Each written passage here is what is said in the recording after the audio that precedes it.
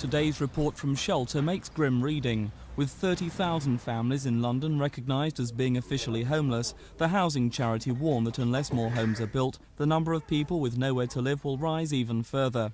Most of the homeless live in bed and breakfast hotels, hostels or short-life properties, at a cost of more than £60 million a year to the London boroughs.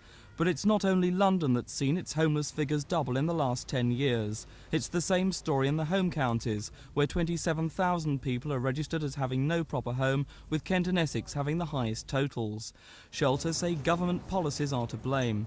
They say the right to buy legislation has drastically reduced the number of council properties available for rent, and that cuts in housing budgets means fewer new homes are being built. In fact, next year in at least 5 London boroughs there are no plans to build any new council homes at all.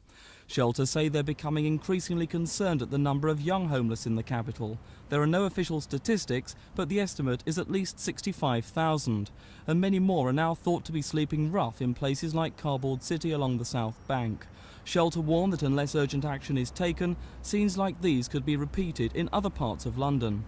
Building more homes. There is no other solution. And if we don't do something, London is going to become, and the surrounding areas, is going to become like a third world city. I mean, we're actually going to have people living in the equivalent of shanty towns. I mean, under the Festival Hall, there are visible signs of people who cannot find homes. Vincent is one of London's homeless. He lives with hundreds of others in the open on the South Bank. This afternoon, he told me what life was like living in a cardboard box. I've been a working man all my life. I mean, this is not my game. It's just unfortunately I'm in it at the moment. And hopefully in the new year, I shall get a regular job.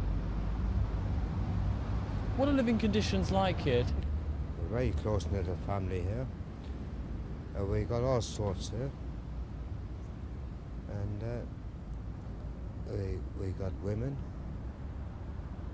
We even got a woman down there now with a little kid. They shouldn't be here at all.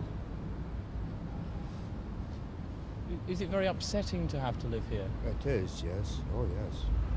As Vincent and London's other 80,000 homeless live in hope that they'll one day find a home of their own, housing campaigners say government cash to build more homes is the only answer. This is Mike Pearce with The Homeless for Thames News.